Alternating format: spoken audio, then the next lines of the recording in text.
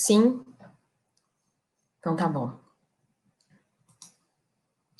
Meu nome é Juliana, da área de Direitos Humanos, Organizações da Sociedade Civil e Negócios de Impacto, e estou a coordenadora da Plataforma pelos Direitos Humanos da Rede Brasil do Pacto Global, que é a entidade organizadora desse painel, juntamente com o Alto Comissariado da ONU para os Direitos Humanos. Para mim é um prazer ser moderadora desse painel, juntamente com as nossas convidadas, que, aliás, é uma mesa poderosa feminina, só de mulheres.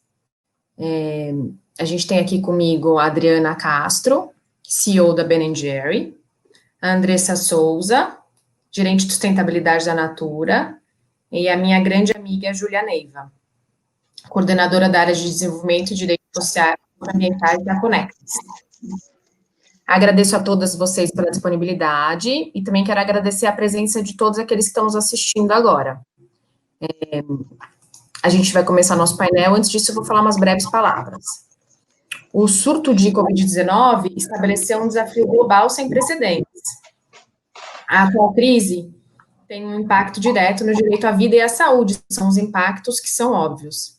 Mas também tem impactos indiretos sobre os direitos humanos fundamentais. Esses impactos devem ser endereçados por todos os atores da sociedade, incluindo e sobretudo as empresas.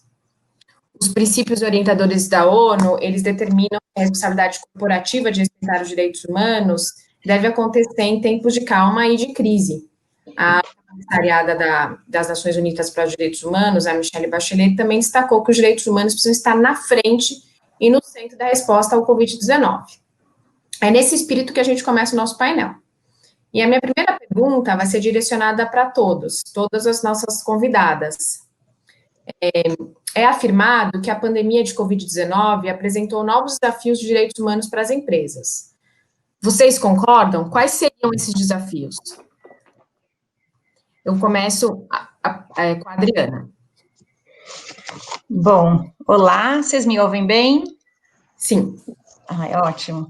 Então, primeiro, eu queria agradecer muito o convite, eu acho que é sempre um privilégio me juntar a mulheres tão poderosas e a esse fórum, né, para poder falar sobre um assunto, né, tão importante nesse momento no nosso país e, obviamente, globalmente. Então, muito obrigada pelo convite, é uma delícia estar aqui. Eu acho que, de fato, assim, é um desafio para as empresas, porque abre muitas reflexões, né? Então, acho que a primeira grande reflexão é a gente pensar o quanto esse cenário da pandemia, de fato, expôs questões estruturais e estruturantes, né, de toda essa discussão, e quanto mostra e amplifica as fissuras sociais criadas, né, como consequência das divisões econômicas, culturais, étnico-sociais, raciais, que já existiam no nosso país, né, no nosso Brasil e na América Latina. Então, por exemplo, quando a gente fala das pessoas hoje que mais morrem, né, falando das populações que têm menos assistência à saúde e acesso a bens básicos, né, como saneamento, alimentação, de fato isso demonstra, né, ou seja, problemas estruturais que já existiam. E eu acho que isso abre uma reflexão muito importante, né, ou seja, de qual é o papel das empresas em toda essa jornada. E para mim, assim, vale alguns exemplos, né, que abrem essa reflexão. A reflexão vem... Estava lendo o jornal há poucos dias e falava de uma pesquisa dizendo que só 10% da população economicamente ativa no Brasil tem acesso a home office. E quando a gente se depara com esses números, e sendo que desses 10%, 60% ainda está no Sudeste. Então, quando a gente se depara com esses números, a gente simplesmente discute que isso é basicamente a ponta do iceberg, né, que a gente fala aqui de temas muito mais profundos, sem falar das crianças, né, penso sempre nos meus filhos, né, e tento fazê-los sempre dar valor, a ter uma estrutura, a poder realmente ter o computador, ter o acesso à internet, mas vamos dar uma olhadinha no nosso país, quantas crianças realmente têm essa estrutura, né, ou seja, tem um computador, tem um acesso à internet, tem um lugar limpo e que possa se concentrar. Sem falar, bom, eu não vou nem longe em ergonomia e alimentação, né, o quanto no nosso país a gente sabe que as crianças acessam a escola muitas vezes para poder se alimentar. Então, eu acho que falando aqui em nome de Ben Jerry's, isso provocou para a gente muitas reflexões de qual é o nosso papel, de fato, em um momento tão sensível, tão delicado, e eu não sei se vocês conhecem um pouquinho da história da marca, mas a marca existe, né, há mais de 40 anos, trabalhando por justiça social, e em um cenário como a gente vive hoje, isso se torna ainda mais importante, né? Como diz o Ben e o Jerry, tem duas coisas que nos fazem respirar todos os dias no nosso negócio. Uma é realmente construir o melhor sorvete, né, com a cadeia e o pensamento sustentável em todas essas etapas, e o outro fazer o negócio prosperar para que as nossas agendas de justiça social também prosperem. E eu falo que, mais do que nunca, as agendas de justiça social de Ben Jerry's se tornam muito relevantes, né? Posso até citar alguns exemplos, né, do que a gente já recentemente, por exemplo, todo o envolvimento da marca com o caso da morte do George Floyd nos Estados Unidos, provocando realmente uma discussão com o governo de mudanças, inclusive em leis. Aqui no Brasil, a gente também historicamente se une à sociedade civil para discutir temas, por exemplo, como a gente fez já há 3, 4 anos sobre a LGBTfobia, tornando isso realmente lei no país. E interessante ver que essas minorias, numa situação de pandemia, sofrem muito, né? A gente vê que a situação de marginalização, por exemplo, de causas que a gente apoia hoje, se tornaram ainda mais graves e mais relevantes. E por isso que, acho que você perguntou, Juliana, quais são os desafios, assim, realmente provocar mais e mais essa reflexão e provocar qual é, de fato, o nosso papel, não como assistencialismo só, porque eu acho que numa situação de emergência ela é muito importante, tá? Então, acho que a gente tem que, inclusive, ter muito orgulho de tudo que as empresas fizeram nessa situação de emergência, mas, por outro lado, provocar essa discussão de que é uma discussão que precisa evoluir de assistencialismo para a justiça social e prosperidade social, e que esse papel das empresas, ele está aí para realmente se juntar a governos e sociedade civil a dar continuidade, né, para que os problemas estruturais e estruturantes realmente sejam endereçados. Desculpa se me alonguei um pouquinho, mas... Não, foi ótimo. Foi ótimo. Obrigada, Adriana. Foi ótimo. Acho que esse seu ponto do assistencialismo para a justiça social é algo muito relevante, né? Porque você tem toda razão quando você fala, muito importante as doações, muito importante toda a mobilização que aconteceu, mas a gente precisa ir além, né? Qual é o passo? E vocês são uma empresa super ativista, já dão um passo além no DNA. Na nossa próxima pergunta, acho que daí você vai poder explorar um pouco mais do que vocês fizeram, o que vocês fazem com relação à Covid. Mas aí, então, eu queria passar a palavra para a Andressa. Andressa, a minha pergunta foi sobre os desafios. Qual você acha que são os desafios atuais que a pandemia colocou nas empresas com relação aos direitos humanos? Bom, queria agradecer também a oportunidade de estar participando desse fórum tão relevante, né, aqui para a nossa região. E acho que são diversos os desafios impostos, principalmente sobre as empresas que têm uma dependência muito grande de pessoas sobre as suas atividades, né? Que as empresas, elas movimentam uma cadeia muito grande, e a depender do seu modelo de negócios, impactam ainda mais pessoas. Então, no caso da Natura, a gente tem um canal muito grande, né, de consultoras, quando a gente expande para a Natura &Co, também trazendo o grupo, né, Avon, a gente parte para quase 4 milhões de pessoas envolvidas aqui na América Latina. Então, a nossa preocupação muito grande foi em como que a gente cuida da nossa rede, né, para além dos nossos fornecedores, trazendo as nossas consultoras e como a gente também expande a nossa rede, podendo contribuir com a sociedade, com as pessoas em maior risco ou em maior vulnerabilidade, né? Então, acho que, assim, uma série de desafios impostos em termos de criar novos processos, né? Acho que diversas empresas não tinham nem estruturação de processos, muitas vezes, para filantropia, doações, né, neste formato, então impôs-se aí uma necessidade de uma articulação interna e formação de parcerias muito relevante, muito grande, para conseguir fazer um trabalho assistencial mesmo mais significativo. Obrigada, Andressa. O trabalho da Natura já é conhecido, né, por todo mundo, um símbolo de uma empresa que tem uma preocupação muito grande com as consultoras, com seus fornecedores. Obrigada. Júlia, queria ouvir um pouquinho de você. Se você puder trazer também a perspectiva da sociedade civil, além dos desafios para as empresas, eu acho que seria interessante. Claro, Ju. Bom, antes de tudo, primeiro é uma honra estar aqui nessa mesa hoje. Obrigada pelo convite, né, vindo do Alto Comissariado e do Pacto Global, Gabi e Ângela. E uma honra estar com a minha amiga Juliana. Há tantos anos a gente discute esses temas, então, na vida profissional e na vida amorosa de duas amigas. Então, assim, eu vou trazer mesmo um papel bem crítico, né, como sociedade civil, acho que é essa provocação que a gente pode contribuir.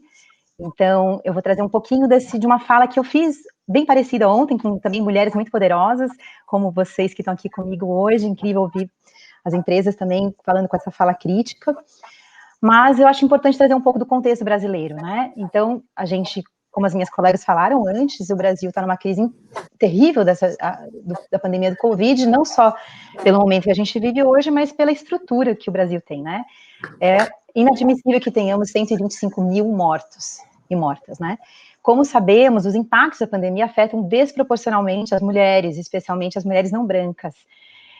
E isso não é novidade, justamente a minha colega primeiro falou aqui, a Adriana, né, que trouxe um pouco dessa questão também. Então, é muito importante a gente lembrar que isso não é novidade, né? O racismo estrutural, o sexismo e as desigualdades sociais caracterizam a nossa sociedade. Mas, além disso, houve medidas que não foram tomadas pelo governo e que poderiam ter evitado tantas tragédias.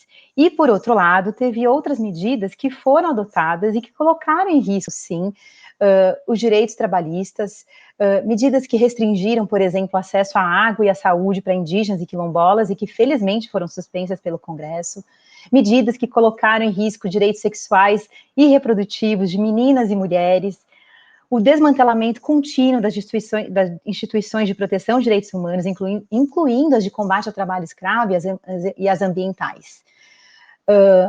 E a gente precisa lembrar que, então, os impactos são sentidos de formas diferentes pelos diferentes grupos, né? Nesse contexto em que o governo tem feito inúmeras tentativas para mudar os marcos legais e institucionais essenciais para os direitos humanos, para a democracia, eu vejo que é muito importante que sejamos todos juntos, né, e criar um ambiente para que alguma conduta empresarial responsável possa, de fato, atuar. Né? Então, a primeira resposta, acho que, para esse desafio é que as empresas pressionem o governo para que atue de forma responsável, né? Não destruindo os instrumentos que temos de proteção dos direitos humanos. Né? Outro dado que eu acho que é interessante trazer aqui é que a população negra é uma das mais impactadas pela pandemia. Né? Como eu disse ontem, elas são 5 vezes mais... há 5 vezes mais mortes pelo vírus do que para a população não negra. Os indígenas têm uma taxa de 150% a mais do que o restante de população de mortalidade. E o risco e o contágio da doença é 84% maior. Né? Então, isso também coloca numa situação de muita vulnerabilidade. Como minhas amigas também, minhas colegas aqui disseram antes, as funções de cuidado das mulheres aumentaram demais durante a pandemia. E há também uma distinção entre as funções que foram assumidas por mulheres negras e indígenas, um pouco mais do que para as mulheres brancas, embora todas as mulheres, em geral, tenham se sobrecarregado durante a pandemia. Eu acho interessante trazer também que isso também ocorreu para trabalhadoras do campo, que, né, junto com as suas famílias e trabalhadores, continuaram produzindo alimentos para que nós que moramos nas cidades tenhamos os alimentos, mas sem ter o devido isolamento social e nem acesso à informação, nem saúde e nem proteção. Então, esses dados também trazem o caráter emergencial. Por fim, é muito importante lembrar que as ameaças e violações de direitos humanos continuaram ocorrendo na pandemia. Quer dizer, continuaram ocorrendo despejos e reintegração de posses com muita violência, como vimos no Quilombo Campo Grande, em Minas Gerais, ou conflitos causados por mineradoras, pela agroindústria, por agentes estatais, colocando a vida de defensoras e defensores de direitos humanos, ambientais, em risco. E ainda mais em razão dessa assimetria de poder entre os atingidos e os defensores de direitos humanos e as empresas, né? Mas também tem muitas histórias de resistência, né, para continuar protegendo direitos humanos. E aí eu queria, se tiver um tempinho ainda, contar de uma experiência, e acho que isso é muito interessante, porque o Pacto Global também participou. Nós convidamos várias empresas para responderem sobre como essas empresas estavam tratando da pandemia. E sim, uma parte da resposta foi mais ou menos nessa linha que a Adriana e a Andressa trouxeram aqui, assistencialista, mas como a própria Adriana disse, várias empresas foram além dessa proposta. Mas o que nós percebemos, eu estou aqui falando em nome de 4 organizações, uma de trabalhadores rurais, a DERE, a CONTAR, que é um sindicato, o Centro de Informações sobre Empresas e Direitos Humanos, onde eu trabalhei. Nós observamos que, muito embora as empresas tenham respondido que elas estavam tomando conta dos seus trabalhadores diretos e indiretos, nós sentimos muita falta de um olhar para o impacto mais amplo, por exemplo, na cadeia de fornecimento e de produção, considerando as adversidades e todas as dificuldades da cadeia, e sem ter um olhar mais específico, por exemplo, para as diferenças entre os grupos, como eu disse aqui antes. Então, essa diferença entre o que é o impacto para uma trabalhadora mulher, um trabalhador homem, ou outras diferenças. Isso nos traz a reflexão de que é importante que as empresas percebam que, quando a gente fala da devida diligência em direitos humanos, isso tem que ocorrer sempre, mesmo durante uma pandemia como a que a gente está vivendo, e que é justamente na ponta onde as violações de direitos humanos ocorrem, né? Onde pode ter trabalho escravo na cafeicultura, trabalho indigno na produção de frutas. Então, tem que ser mesmo além do assistencialismo, a gente está falando realmente de direitos, né? Então, olhar para a sua cadeia e continuar essa perspectiva de adotar uma devida diligência permanente seria isso durante a pandemia, né? A gente observou que muitos trabalhadores no campo não receberam nem máscaras, nem álcool gel. Também soubemos que muitas mineradoras continuaram as suas atividades sem tomar as devidas precauções. Então, houve muita disseminação da epidemia. Então, é isso. Para não me alongar, a gente tem mais outras oportunidades de discutir, é lembrar desses desafios e do papel fundamental que as empresas podem ter, sim, em prevenir, mas também na proteção de direitos humanos. Obrigada. Obrigada, Júlia. É sempre instigante ouvir você da perspectiva da sociedade civil, porque você traz as provocações que muitas vezes a gente não tem a lupa adequada para ver, e você consegue trazer isso de um jeito muito claro. Obrigada pela provocação, Ju. Agora, vou voltar a pergunta para a Adriana, para todas vocês de novo, cada uma com seu chapéu, obviamente. Então, Adriana e Andressa, né? Trazendo um pouco dos exemplos de vocês, das empresas de vocês, qual que é o papel que vocês acham que a empresa tem teve durante a pandemia, que continua, né? E agora tentando essa retomada econômica, né? Vocês acham que vocês conseguiram integrar os direitos humanos nos projetos? Conta um pouquinho para a gente da experiência de vocês, um pouco do que vocês fizeram ou estão fazendo. Bom, vamos lá. Andressa, você quer falar primeiro? Também a gente pode fazer não tem problema.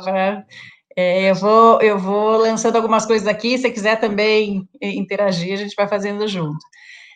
Mas eu acho que a primeira ponto importante para a gente, Juliana, foi... Eu acho que a primeira reflexão, acho que eu queria dar um passo atrás, dizer que os três setores, né, quando a gente fala da sociedade civil, do Estado e das empresas, todos têm papéis-chave, né, em toda essa perspectiva do que a gente está discutindo aqui. E esses papéis são interassociados e muito importantes, tá? Então, acho que sempre é bom falar que, como empresa, não é substituir o papel, né, do governo, da sociedade civil, mas é como a gente pode criar uma rede entendendo, né, ou seja, como a gente orquestra isso de uma maneira que o resultado final seja um resultado poderoso, né? Então, quando a gente consegue enxergar isso dessa maneira, e não é fácil, tá? Então, acho que do lado da empresa também é importantíssima essa reflexão, porque muitas vezes essas coisas se embaralham, né? E a gente fica, mas peraí, isso não é o papel do Estado, isso aí não é o nosso papel exatamente, né? E por outro lado, a sociedade civil é quem está no front. E a gente precisa ouvir demais a sociedade civil, né? A gente fala muito em Ben & Jerry's de construir essas redes, essas pontes, e tornar, né, essa conversa uma conversa muito fluida, muito, muito aberta, porque eu acho que, né, como eu falei, assim, a gente não vai tomar o lugar do Estado e não vai tomar o lugar da sociedade civil. O que a gente tem aqui é o poder econômico, né? Que ele é muito importante se for canalizado nas causas relevantes, né, para o nosso país, para a América Latina, que é o assunto que a gente está falando aqui. Então, eu acho que essa conversa em conjunto, ela é muito, muito importante. E eu acho que um ponto importante entendendo essas necessidades, né, e tendo todos os atores, como eu falei aqui, em volta da mesa, tem alguns aspectos que a gente sempre discute. O primeiro deles é saber ouvir, né? Então, como eu comentei agora há pouco, eu acho que tem uma provocação importante aqui para a iniciativa privada, que a gente precisa, às vezes, ser mais humilde, né? De saber realmente ouvir, entendendo o que realmente é necessário, né? É preciso a gente dialogar com quem tem muita experiência, né? Eu acho que estava me inspirando aqui com as palavras da Júlia, que eu acho que são sempre, né, muito importantes para o lado. Eu conheço muito pouco, né, gente, como eu estou me vestindo aqui o chapéu empresarial. Olha quanto conhecimento a Júlia tem que pode me ajudar juntando esses esforços, né, e a gente conseguindo fazer com a sociedade civil organizada, construir realmente pautas que sejam muito embasadas e que tenham muita relevância, né? Se a gente tomar isso em conta, por exemplo, né, a gente pode dialogar, que são causas, por exemplo, ambientais importantes para a gente pode dialogar com os povos originários, com os povos indígenas de uma maneira muito mais profunda. A gente pode dialogar, né, com outras causas, a gente tem várias organizações que nos apoiam, como eu mencionei agora dentro das causas de LGBT, que é uma causa que a gente apoia há muito tempo, que tem muito mais profundidade, né? Então, aqui vem a provocação a gente precisa ouvir. E a pergunta seguinte que vem é se estamos preparados para ouvir, né? Porque nem sempre você está preparado para ouvir o que você não quer ouvir, né? E qual é o seu papel nessa agenda. E aí eu acho que até antecipando um pouquinho o exemplo que eu trouxe anteriormente, né, aí trazendo um exemplo dos Estados Unidos, que é a nossa matriz, e um exemplo do Brasil, quando a gente fez isso, né, ou seja, tudo que aconteceu, né, com a morte do George Floyd, e Ben & Jerry's entrou provocando realmente mudanças efetivas, inclusive, né, só citando aqui o exemplo, a gente entrou muito forte apoiando a aprovação de um projeto de lei que provocava, né, ou seja, criar uma comissão para estudar os efeitos da escravização nos Estados Unidos. Isso, de fato, foi para frente. Isso é um exemplo importante de como unir, né, ou seja, a sociedade civil, o nosso mundo empresarial para pressionar soluções, né, ou seja, de direitos humanos muito relevantes. No caso do Brasil, a gente também tem agendas importantes, como agora há pouco a gente apoiou, junto com a WWF, a não aprovação da MP 910, né, ou seja, dentro das nossas pautas ambientais. Então, acho que tem um primeiro ponto que é ouvir e unir esforços para né, com conhecimento profundo sobre aquilo que nós queremos apoiar. O segundo ponto é se posicionar. E essa é uma discussão muito delicada dentro do universo corporativo, né? Nem sempre é cômodo se posicionar. E aqui falando, né, e tendo o privilégio de falar por Ben & Jerry's como uma marca ativista, se nós não recebermos questionamentos e críticas, a gente sempre fala que possivelmente a gente tem errado. Porque ser ativista precisa provocar essa conversa, precisa provocar esse incômodo. E sabe onde o incômodo normalmente acontece primeiro? Dentro de casa, né?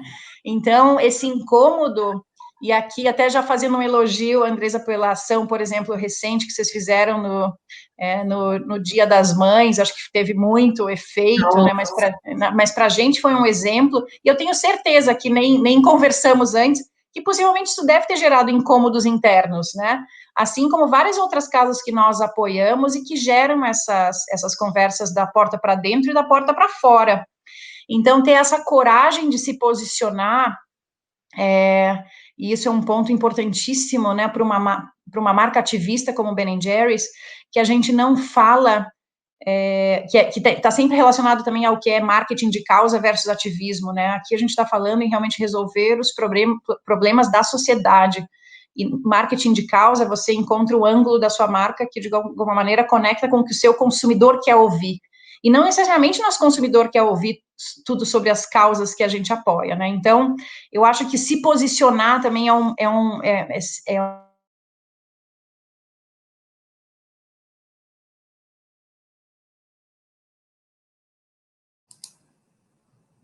Sou eu que travei ou foi a Adriana que travou, gente?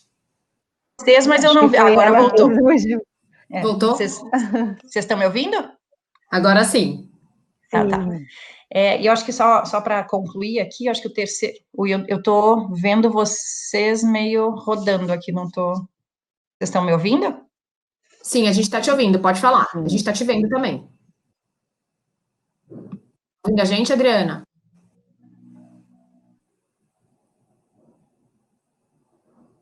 Andressa, acho que é melhor você entrar e falar um pouco do lado de vocês, até a Adriana voltar, ela está rodando. São essas coisas que a tecnologia traz essa possibilidade da gente falar de onde a gente estiver, mas acontece esse tipo de coisa, né? Se a gente estivesse ao vivo, não dava para a pessoa sair correndo. Então, se você puder, Andressa, falar um pouquinho de como você acha que as empresas têm que se posicionar nesse momento, se você quiser dar algum exemplo da Natura, como vocês têm se posicionado, seria super bom. Tá joia. Acho que a Natura, desde o início, né, lá em março, quando começou a crise, a gente já começou a buscar entender como que a gente ia lidar com essa crise que estava demonstrando que ia afetar milhões de pessoas, principalmente aqueles em maior vulnerabilidade, né, socioeconômica. E dentro desses desafios, a gente precisava entender melhor o que era essa situação e pensar nas ações de maior eficácia para barrar a propagação da doença e como que a gente cuidava da nossa rede, né? Acho que nesse olhar ampliado, a gente olhou para a nossa rede com um foco muito importante, né, em colaborador, sim, olhando também para as nossas consultoras, comunidades fornecedoras da Amazônia, né, acho que a gente estava aqui comentando sobre a necessidade de cada público, e quando a gente olha, né, para esse número de consultoras e as comunidades da Amazônia, ou mesmo as nossas cooperativas de reciclagem, né, que alimentam a nossa cadeia, e depois, né, olhando para a sociedade como um todo, mas a gente definiu ações específicas relacionadas a essa nossa cadeia, né, a cadeia estendida. Então, para os nossos colaboradores, uma série de ações, né, de decisões foram tomadas para trazer segurança psicológica, segurança física, né? Então, acho que eu quero trazer aqui alguns exemplos do que foram tomados pelo grupo, né? Então, como a manutenção dos empregos por 60 dias, né, lá no início, o foco da produção das fábricas em itens essenciais de saúde e higiene, né, de cuidado pessoal. A gente deu licença remunerada para fábricas e centros de distribuição para os colaboradores em grupo de risco. Lançamos uma série de iniciativas de comunicação voltadas ao bem-estar, à saúde mental, além de conteúdos digitais. para os colaboradores estarem, né, antenados. Também para os pais e mães que utilizam o berçário da Natura, foram oferecidos uma série de acompanhamentos com especialistas para apoiar nessa mudança. E quando a gente olha para as nossas consultoras, né, a gente também lançou uma série de investimentos em mídia relacionado a ações para cuidar da nossa rede, né, então cartilhas, ações, campanhas de esclarecimento, de engajamento das consultoras, das líderes de negócios, para poder, né, porque antes elas tinham uma série de encontros presenciais, tudo isso foi cancelado, mas isso não significa que as pessoas não estavam tendo necessidade do contato, passando por situações que precisavam de apoio. Então, a gente se atentou muito a isso, e, por exemplo, Natura e Avon lançaram campanhas também bastante engajadas em ações de comunicação para o combate à violência doméstica, que também foi um tema que cresceu enormemente aqui na América Latina, né, durante esta crise. Bom, e aí assumimos compromissos públicos como grupo, enfatizando que esse é um momento de cuidar mesmo de nós, cuidar da nossa rede, que sozinhos a gente não ia dar conta, né, de lidar com esse momento. E quando a gente olha para a consultora, para as questões comerciais, a gente mexeu na forma, né, em condições de pagamento facilitadas, extensão de crédito para as consultoras e franqueados, para que todo mundo pudesse continuar com a sua atividade. E também criamos fundos emergenciais, né, para atender as consultoras nas suas necessidades, né, sejam por terem adquirido a doença, ou seja, um fundo de auxílio funerário. A gente teve consultoras que foram impactadas, né, e essas ações emergenciais também a gente lançou para as nossas comunidades da Amazônia. Então, foram aí 39 comunidades atendidas, né, e também para as nossas cooperativas de reciclagem. Também lançamos fundo emergencial para os cooperados, foram mais de 260 cooperados apoiados por este fundo, né? Além de uma série de ações, aqui apenas um grande resumo de tudo que está acontecendo. Obrigada, Andressa. Antes de passar para a Júlia, vou voltar para a Adriana para ela poder concluir, porque ela... Ai, desculpa, gente, acho que foi a minha internet mesmo que caiu. Você falou 3 pontos, você ia falar 3 pontos, você falou ouvir, se posicionar, e aí na hora que você foi falar, eu só quero completar o terceiro... E mais importante que agir, né? E aí eu caí. Não, eu acho que tem, e eu estava ouvindo a Andressa aqui, né, para mim isso é um excelente exemplo de ação, né, acho que quanta coisa legal, né, ou seja, vocês fizeram ao longo, né, desse período, e é exatamente isso, né, como, e eu acho que vale sempre a reflexão da porta para dentro, então sempre colocar os nossos funcionários e famílias, né, porque acho que nesse período também é uma reflexão muito importante. A gente não vê mais os nossos funcionários, a gente olha para as famílias, né?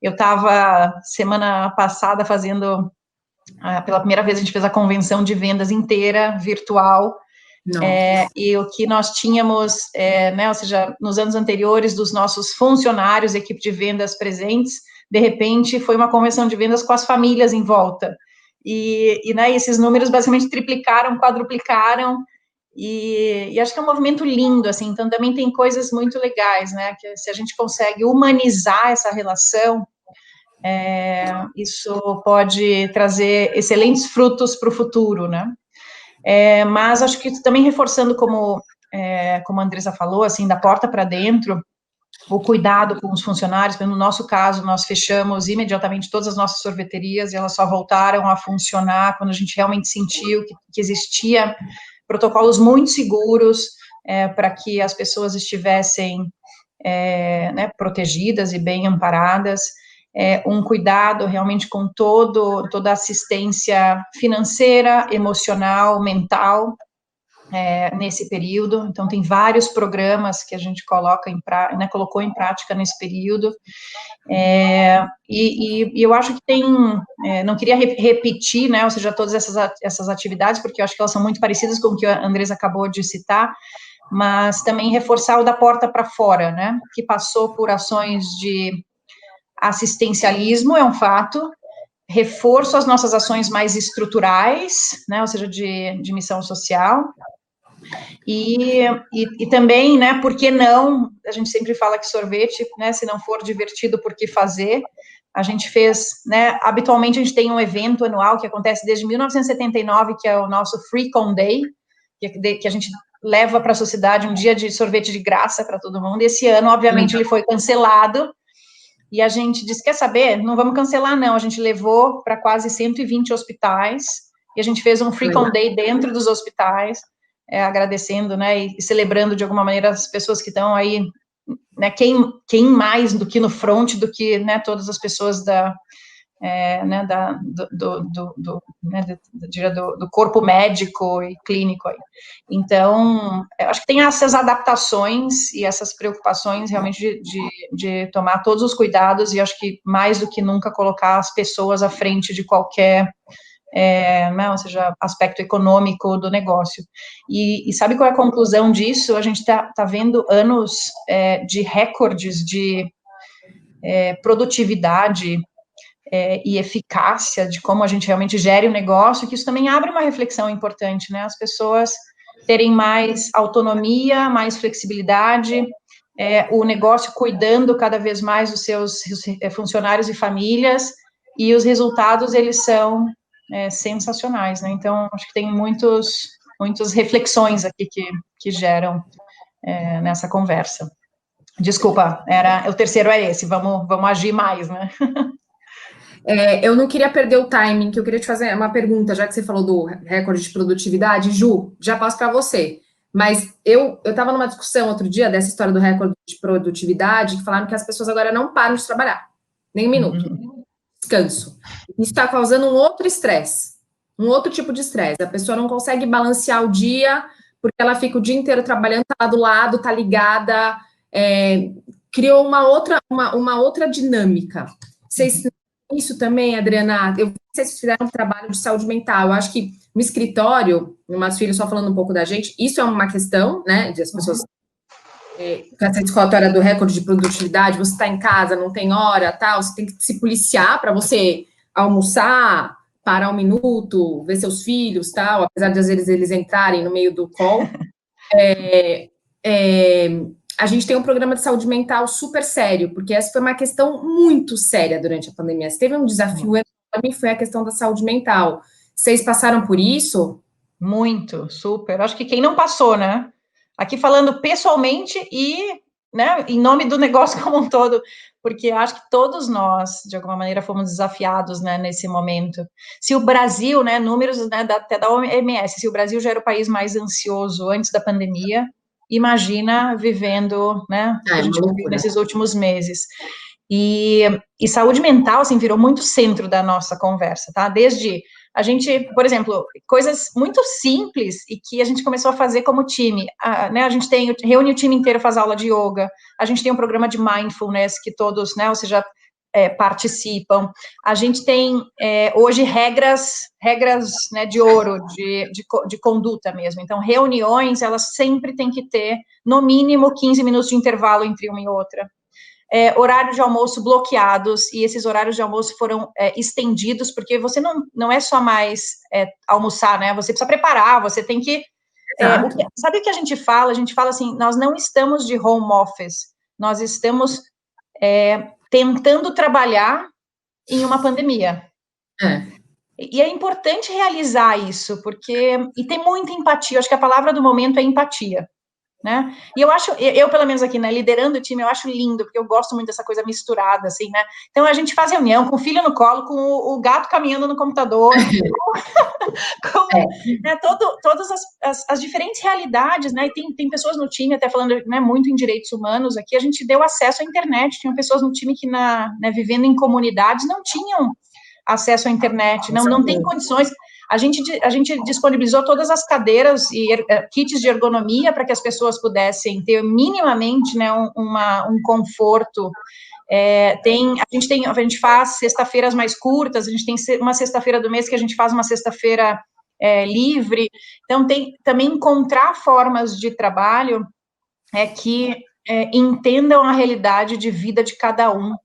E essas realidades são muito diferentes, né? Ou seja, se eu pego eu tenho 2 filhos já adolescentes, né? Eles já têm autonomia, mas ao mesmo tempo tem pessoas no meu time que têm filhos pequenos, tem outros que não têm filhos e moram sozinhos, tem outros que moram com 10 pessoas na mesma casa, numa casa muito pequena, e é difícil achar espaços, né, para que você realmente consiga ter um trabalho produtivo. Tem outras que estão no front, que estão realmente indo para as fábricas, indo para as lojas, indo para a linha de frente, e são, né, assim, eu diria, são situações de saúde mental que você tem que lidar muito distintas. Então, a gente usa uma frase no time muito importante que parece boba, mas fala assim: tá tudo bem não estar bem. E a gente aceitar isso, né? E ter abertura para essa conversa, dizer, puxa, hoje eu não tô legal, né? Me ajuda. E a gente conseguir criar um ambiente de trabalho. Eu estava ouvindo outro dia isso de uma pessoa que trabalha diretamente comigo, falando: Dri, eu adoro trabalhar hoje em Ben & Jerry's, que eu me sinto muito confortável em falar o que eu sinto, e se eu não estiver bem, tá tudo bem, se minha família não estiver bem, se eu precisar de um tempo, de uma flexibilidade. Então, acho que empatia e flexibilidade é o que mantém a nossa saúde mental minimamente no lugar, né? E, por outro lado, fica sempre o reforço. Acho que é o momento que todos nós precisamos estar mais atentos a isso, né? Então, criar aquele momento de pausa, conectar com as coisas que realmente te reenergizam, conectar com você mesmo, aquele momento de né, aterrissar e sair dessa vida louca. Eu vejo, pode parecer meio louco, mas eu vejo também tento sempre ver o lado bom da história, né? E eu acho que o lado bom da história nos tirou muito daquele universo corporativo máquina, né? Que a gente operava realmente de uma maneira quase que sem reconhecer o que você sentia. E eu acho que a pandemia está trazendo um pouquinho essas reflexões, né? Seja porque o nosso corpo, em algum momento, não aguentou, e tem muita gente, né? A saúde mental é um problema tão grave que tem muita gente que realmente, né, o corpo parou e pediu né, ou seja, um alerta. Mas, por outro lado, eu sinto muito que se tivermos essa boa intenção, a gente pode humanizar muito mais as nossas relações e fazer do trabalho um ambiente muito mais legal, né? Independente de ser chão de fábrica ou ser, né, ou seja, a sala do board, a gente pode trazer para uma agenda que realmente faça desse universo empresarial algo mais integrado ao que realmente as pessoas, os seres humanos, né, ou seja, precisam. Ao respeito aos direitos humanos, né, Adriana? Isso, exatamente. Começa aí, né? Que às vezes eu fiz esse sair do script aqui para fazer essa pergunta de saúde mental, porque eu acho de verdade que é um super desafio para as empresas nesse momento de pandemia, e aí, quando você falou de produtividade, eu não pude deixar de perguntar. Mas vou voltar no nosso script e passar a palavra para a Júlia e perguntar, Ju, qual o papel da sociedade civil? Como você vê o papel da sociedade civil? A gente já passou por momentos muito difíceis, acho que vocês conseguiram mapear muitas coisas, e agora a gente, enfim, tem um começo de uma retomada. Qual que você acha que é esse papel da sociedade civil no que já foi e no que vai ser?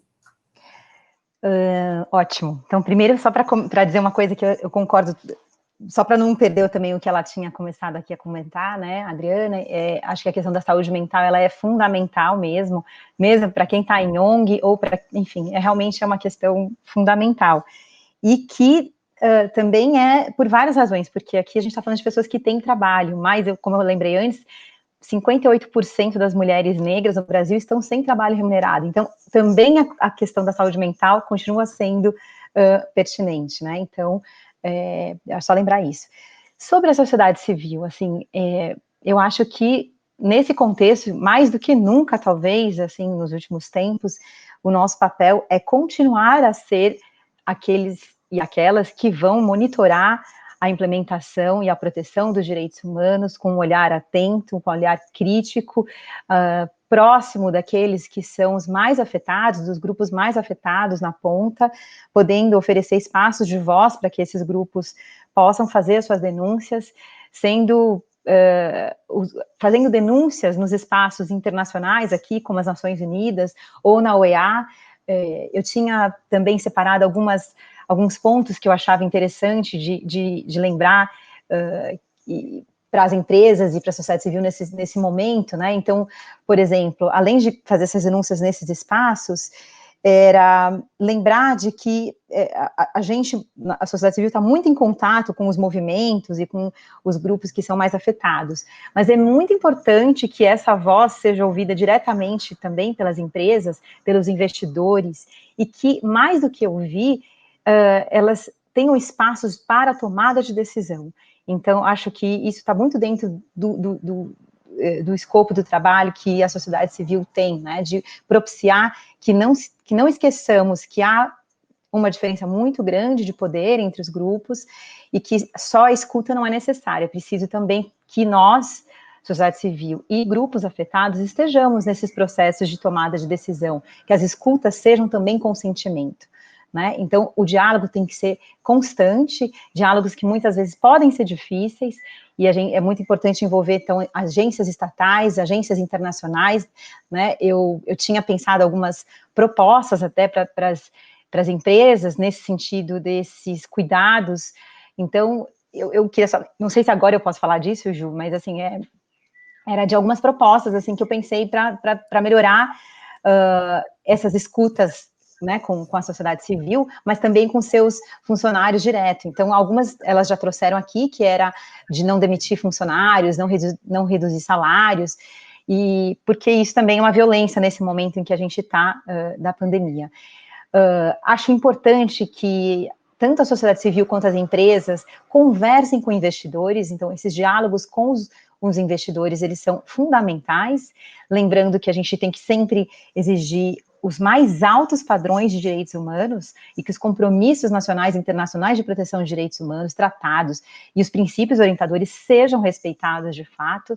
Então, é o nosso papel relembrar as empresas disso e o Estado disso, e cobrar, eu vim aqui também fazer uma cobrança para que as empresas, nesse nosso papel de sociedade civil, lembrem o Estado dessas obrigações, né?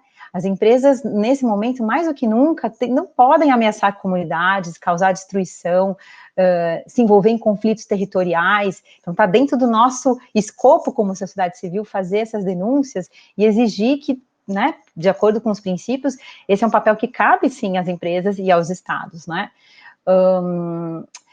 Eu lembrei também de uma pesquisa que a Oxfam Brasil fez sobre supermercados e que acho que vale muito como dica, né, que era essa dos trabalhadores rurais, voltando também para os trabalhadores rurais e o papel de destaque que as empresas podem ter, né. Então, lembrando que é muito importante pensar na sua cadeia toda de fornecedores, né, não só nos seus empregados diretos.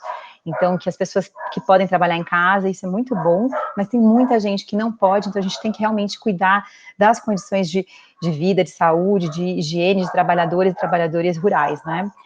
E, claro, eu também tinha pensado em outros espaços que têm acontecido muito interessantes de discussão sobre proteção de direitos humanos, como a OCDE, né, eu acho que tem sido um papel interessante que a sociedade civil tem feito de levar os temas, né, e clamar na ONU, na OCDE e na OEA por cooperação e solidariedade internacional pelo que tem ocorrido no Brasil. A gente está num momento muito crítico e acho que minhas colegas disseram aqui hoje que as empresas também não podem se evadir desse papel crítico, né? Esse Brasil é para todos e todas nós. Então, a gente não pode deixar que a proteção dos direitos humanos não esteja no coração disso tudo, né? Essa deve ser a nossa prioridade como nação. Então, acho que é esse o papel, nosso papel difícil. Muitos desafios. Obrigada, Ju. A Andressa tocou num ponto, e também um pouco você, Ju, que eu acho que é um outro desafio que a pandemia colocou, e eu queria ver se vocês conseguem explorar um pouco mais, que é a questão da violência contra as mulheres e contra as crianças. Os números cresceram de maneira exponencial, né? Esse é um desdobramento que acho que não foi visto de uma maneira muito clara no início, mas quando a gente olha as pesquisas, está sendo muito divulgado o que aconteceu, né? Então, não sei, Andressa, eu sei que vocês fizeram algum trabalho, se você puder falar para a gente qual foi esse projeto, e Ju, se você puder, antes da Andressa, até dar uma contextualizada, seria super bacana, porque eu acho que você tem informações melhores do que eu. Claro, Ju. Eu acho que assim, primeiro que, de fato, a violência contra meninas, mulheres, aliás, e crianças também em geral, não só meninas e meninos, de fato ocorreu, e que a gente pôde ver é que ela não escolheu classe, né? Então, de fato, aconteceu nas famílias ricas e pobres. Primeiro porque a violência doméstica, ela é uma violência que, de fato, ocorre em qualquer lar. O problema é como você trata dos impactos. Então, de fato, as famílias mais pobres e mais desfavorecidas tiveram mais dificuldades. Por isso que eu falei bastante da questão do emprego de mulheres, porque ainda mais mulheres que estão sozinhas, ou assim, por isso que era tão importante manter o emprego delas, para que elas tenham independência e que mesmo durante uma pandemia possam buscar ajuda, pudessem buscar ajuda nessas condições de violência doméstica, né? Pensando na violência doméstica mesmo. Durante a pandemia também, a gente pôde ver que teve muitos programas do governo, felizmente, nessa área dos governos municipais, e de empresas também, então, empresas de aplicativo que melhoraram as formas, né, de transporte, facilitaram. Eu vi que a Avon também fez muitos programas, o Instituto Camille Talibert fez uma série muito interessante sobre a violência doméstica em seus nas suas mais diversas formas, né? Mas é isso, lembrando que, embora ela não tenha classe, os impactos são raciais, então, para a mulher negra, de novo, coloca ela numa situação que é ter que fazer uma denúncia contra um companheiro, um marido negro, né, que já é vítima da polícia, da violência policial. Então, são questões que sempre são trazidas quando a gente discute violência doméstica e que, numa pandemia, elas são exacerbadas, né, então elas ficam muito mais em evidência. E quando eu pensei nessa questão de violência, eu também pensei num outro tema, que é o quanto a nossa sociedade é violenta, né? Então, isso faz parte da nossa, infelizmente, da nossa estrutura social, e a gente mais ou menos se acostumou, acha normal. Então, é normal ter violência doméstica, é normal ter a violência policial que cresceu tanto, né? Se a gente olhar o que aconteceu nas favelas do Rio de Janeiro, isso é inadmissível. A violência contra grupos indígenas, né? Então, é um pouco esse olhar, assim, que a violência é estruturante também na nossa sociedade, então, como não podia deixar de ser, numa pandemia como essa, ela ganha ainda mais evidência, e quem é a ponta frágil? Não frágil em força, né? Mas em assimetria de poder. Infelizmente, são as mulheres e meninas, mas com muita resistência e potência e força para lutar. Agora, vamos ver, a Natura parece que fez um projeto, né? Andressa, conta pra gente. Sim, a gente, como a gente tem uma rede, né, a nossa rede é basicamente composta por mulheres, né, temos homens também, então a temática de violência, ela é parte do dia a dia, né, envolve muito do nosso canal, e a gente tem buscado entender melhor essa questão, até para ver como a gente poderia apoiar, né? Então, acho que eu já comentei que a gente criou um fundo emergencial, né, para criar aí uma estrutura de uma rede de apoio né, de forma a proteger as mulheres vítimas de violência, e agora ainda essa rede a gente quer expandir com o propósito de realmente suportar a rede para romper esse ciclo de violência de uma forma ainda mais estruturada e integrada, né? Tem até um caso que foi de junho, né, de 2020, onde uma consultora, ela fugiu de casa, né, por ter sido ameaçada mesmo pelo marido. E a primeira pessoa que ela procurou foi a sua líder de negócios, né? Então ela recorreu por esse contato, e essa líder de negócios acionou a gerente de negócios, que já é uma colaboradora da Natura, né, que acionou o porta-voz de violência, né, da Natura, que é quem faz essa conexão para poder dar o suporte em mitigar o risco dessas pessoas, né. E aí a gente conta com o serviço da Tina, que faz essas orientações para as consultoras, além de mapear casas de abrigo, e a Defensoria Pública do Estado, e nisso a gerente de negócios ficou com ela lá na delegacia, enquanto os parentes delas chegavam, né. Assim, então esse nosso papel, ele vem muito em cima de ampliar a conscientização, né, a dar a informação sobre os canais, e realmente estamos nos estruturando cada vez mais para ser uma rede de apoio, que hoje já é um fato, né, a rede de negócios, né, a rede em que as consultoras, as líderes, os próprios, né, todo esse público se insere, ela já vai formando uma plataforma, e a gente vem contando com especialistas para a gente poder atuar de uma forma mais efetiva. Obrigada, Andresa. Eu lembro, essa história de violência contra a mulher, eu lembro quando eu vi a Luísa, do Magazine Luiza, falando como ela se sentiu quando ela percebeu que uma colaboradora tinha ocorrido um feminicídio, e ela era uma colaboradora, e o que ela sentiu, ela falou, eu preciso salvar as mulheres, eu preciso salvar as minhas colaboradoras, e eles criaram vários mecanismos dentro do Magalu e tal, mas eu acho que é isso, né, a gente pode parecer que a empresa, numa primeira leitura, que a empresa não tem essa responsabilidade, é uma esfera privada, não é a responsabilidade da empresa, mas veja, no seu exemplo mesmo, ela foi procurar a sua líder, porque precisa criar essa rede de apoio, senão a mulher fica desamparada, né? Então, a empresa, ela é essa rede de apoio no momento em que talvez ela não possa se amparar em ninguém da família, né? Então, acho que esse é um tema muito relevante, e eu não poderia deixar de trazer aqui na nossa conversa no dia de hoje. Você quer colaborar, Adriana? Eu quero. Também. Depois eu quero falar mais uma coisa. Venha.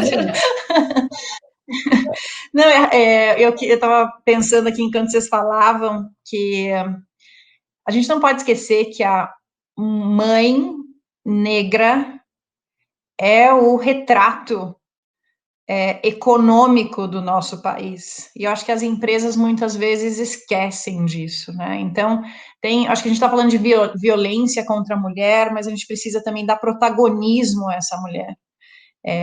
E eu falo, né, vou usar a Ben & Jerry's aqui como exemplo, mas hoje a gente tem 40% do nosso time são pessoas pretas, 66, 67 são mulheres, e quando eu olho para as interseccionalidades, é isso que nos interessa, né? Porque eu tenho, por exemplo, eu estava um tempo atrás conversando com uma das nossas colaboradoras, ela é uma mulher trans negra, e ela me virou para mim e falou assim, eu perguntando, como é que você lida com tudo isso? E ela falando, olha, eu recebo ódio todos os dias. Eu falei, mas como é que você faz com isso? Ela fala, eu devolvo amor. Então, é uma superação, eu acho que eu acho que o nosso papel, né, falando em direitos humanos aqui, o nosso papel é dar protagonismo, seja da porta para dentro, né, em uma agenda de equidade e inclusão, e trazendo realmente, eu acho que a Natura é um grande exemplo, né, ou seja, quanto envergadura em presença nessas consultoras e colaboradoras, mas eu acho que a gente precisa provocar, sim, essa discussão, porque isso é uma agenda muito grave, né, e provocar essas interseccionalidades. Se a gente fala que essa violência contra a mulher já é gravíssima, pense, né, na mulher negra, na mulher que tem realmente várias, né, ou seja, camadas de preconceito, né, então, e essa discussão acho que é importante, quando a gente retrata nos nossos times, da porta para dentro, o que é o retrato do nosso país, isso é poderosíssimo para o negócio, né? Porque é uma forma de você realmente ter o pulso e o entendimento mais profundo do que acontece lá fora, né? Então, eu fico muito feliz, assim, hoje eu lembro quando eu cheguei em Ben & Jerry's, isso eu falo aqui que não é um trabalho meu, é um trabalho que já vem sendo feito há muitos anos.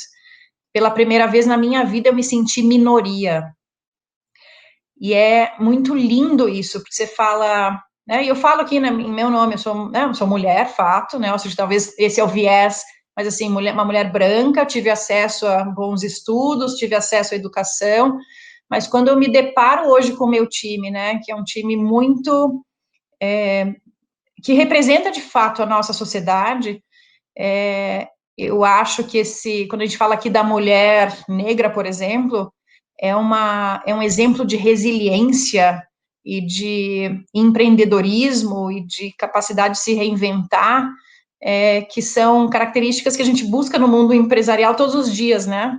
E eu falo que a gente precisa deixar de lado aquelas qualidades mais técnicas, que isso a gente ensina, a gente aprende, se a pessoa tem boa vontade, no final isso é fácil, e dar valor a essas características que as pessoas trazem com essas vidas, né, ou seja, que tem tantos caminhos tortuosos aí, que elas são vidas de muita superação.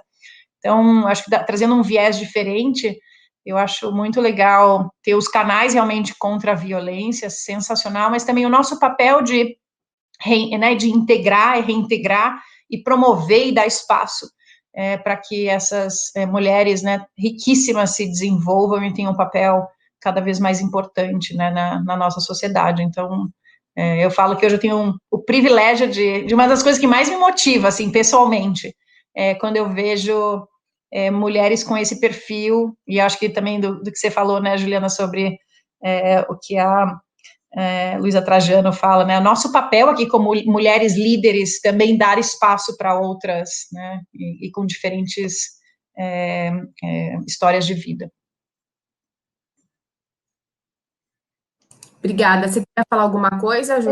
Bem rapidinho, só lembrar uma coisa que eu acho que talvez seja um primeiro momento em que a violência doméstica, eu sinto que nós avançamos nas discussões para não dizer que a gente não tem que se meter nisso, e dizer que a gente sim tem que se meter. Se você ouve algo, não, eu estou dizendo, no nosso âmbito aqui, da nossa casa, das vizinhas, dos vizinhos, da empresa, né? Claro que a empresa não é responsável, mas ao manter um salário digno, ao dar oportunidades para mulheres, enfim, incentivar que mulheres estejam realmente na sua força de trabalho, você está dando autonomia mais para as mulheres, mas também, assim, a gente ouviu aqui os casos, né, você tem alguma forma de apoio institucionalizado, né, então, porque embora as mulheres estejam em trabalhos, alguns remunerados, muitas mulheres não estão, então, dar essas oportunidades, né, contratar mulheres, já é uma forma de você oferecer mais autonomia e a possibilidade de sair de relacionamentos abusivos.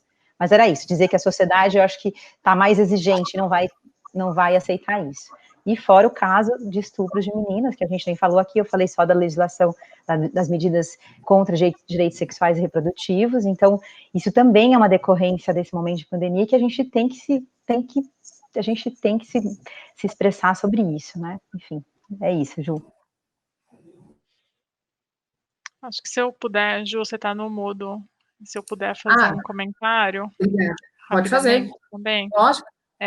Não, é só porque eu achei muito relevante essa questão que foi colocada, né, tanto pela Adriana quanto pela Júlia, da questão da autonomia, né, do empoderamento, da capacidade de geração de renda das pessoas, né, das mulheres, e isso a gente é muito central, né, a questão da autonomia, ela é bastante relevante nessa questão de violência, que a gente sabe que cresceu muito, e então por isso que na minha fala no início eu trouxe assim, a gente tem que trazer também para o negócio, né? Quais são as decisões de negócios que vão impactar para que essa mulher seja mais produtiva? Então, em termos de ferramentas, de aplicativos, de instrução, de capacitação, como a gente ajuda essas pessoas, né, assim, estabelece um ambiente para que as pessoas consigam atuar no seu trabalho de uma forma bastante empoderada, né, com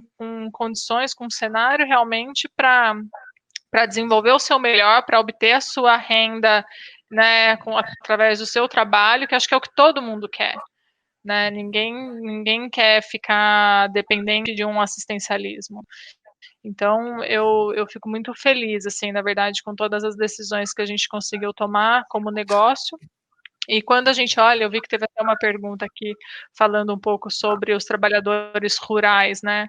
Também isso, a gente sabe que muitos perderam negócios, né? Muitos perderam os contratos porque caiu demanda, e esse também foi uma preocupação que a gente teve, assim, então, de não baixar volume, de manter todos os contratos com todos os nossos fornecedores de comunidades agroextrativistas, além de suportá-los com auxílio funerário, auxílio saúde, EPIs, enfim, um fundo emergencial criado especificamente para cada necessidade aí desses públicos.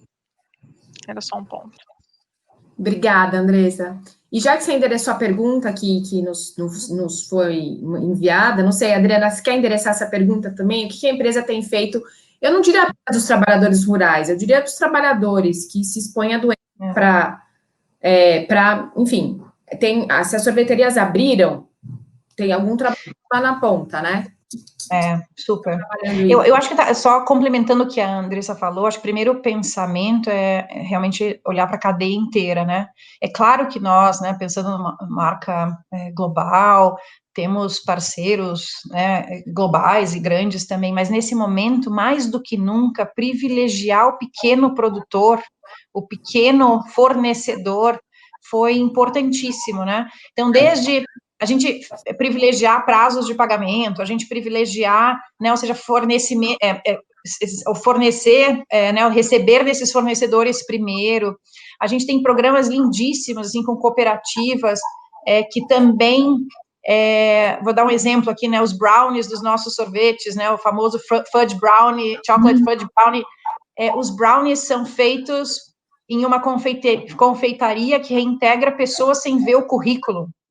Então, olha que lindo, assim, no momento que as pessoas perderam o emprego e você não tem que provar nada para ninguém, você procura lá e você possivelmente vai encontrar um trabalho.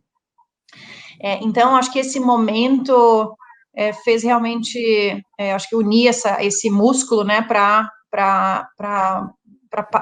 dar privilégio, não diria privilégios, mas priorizar aquele menos fortalecido, né? Porque os grandes fornecedores, assim como as grandes empresas, conseguem ter mais músculo para sobreviver nesse cenário.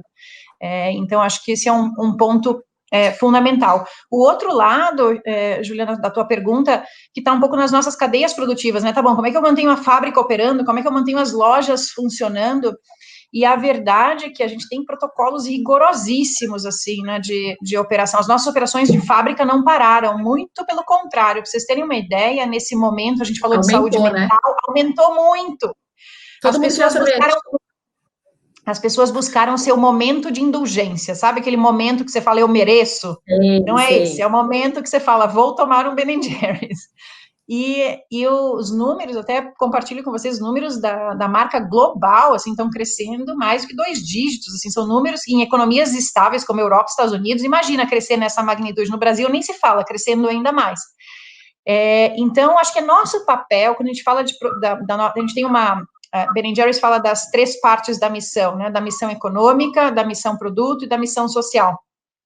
Se a missão econômica vai muito bem, é por isso que a gente tem que acelerar nossos programas de missão social e missão produto. E missão produto diz privilegia a cadeia que a gente fala de cadeia sustentável e que vai prosperar. Então, esse pensamento, então, as fábricas não pararam, mas com protocolos muito rígidos de como a gente apoiava as pessoas que realmente foram trabalhar nesse ambiente. E os números são baixíssimos, isso a gente acompanha, né, de maneira muito próxima, os números seja de contágio, seja de que, né, pessoas que foram internadas e que tiveram casos mais graves são muito baixos, isso, sem dúvida, é o que nos dá o termômetro para os protocolos que estão em vigência. e as lojas, até poucas semanas atrás, elas não abriram, elas abriram recentemente, sempre respeitando os aspectos, né, governamentais e orientações governamentais, e a gente sempre eleva o grau de rigor. Então, se o governo está pedindo aqui, a gente leva a régua mais para cima. E isso, a gente não vai botar em risco nossas pessoas.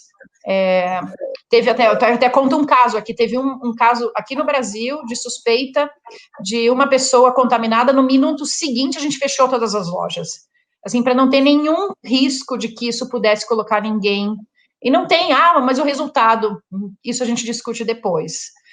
A gente primeiro discute, né, ou seja, a qualidade do ambiente de trabalho que a gente proporciona aos nossos funcionários. Obrigada. E aos nossos clientes também, né, não é só funcionários, são as pessoas que estão indo ali. Mas hoje, por exemplo, as lojas continuam sem, você quase que faz um compra e sai, né? Você não tem acesso aos espaços físicos das lojas, até por segurança. Então, infelizmente, né, aquele espaço gostoso, eles estão todos fechados, né, por enquanto. Espero que em algum dia a gente possa retomar. Mas a gente pode continuar comendo sorvete, né? A gente pede, não sei. Pede, em casa. Esse é o lado está liberado. Vamos comer, pelo menos, né? É isso. Mulheres queridas, foi muito bom dividir esse painel com vocês. Muito obrigada pelo tempo de vocês, por dividir a experiência de cada uma. Eu tenho certeza que, assim como as pessoas que nos ouviram devem ter ficado muito satisfeitas com a nossa discussão. Acho que foi incrível. Super obrigada. Obrigada também aos organizadores do evento por montar uma mesa tão bacana como essa. Obrigada, gente. Que a gente passe por esse desafio da maneira mais rápida possível e sempre respeitando os direitos humanos. Obrigada. Obrigada, prazer. Adorei. Prazer. Tchau, tchau. Tchau. Tchau. Tchau.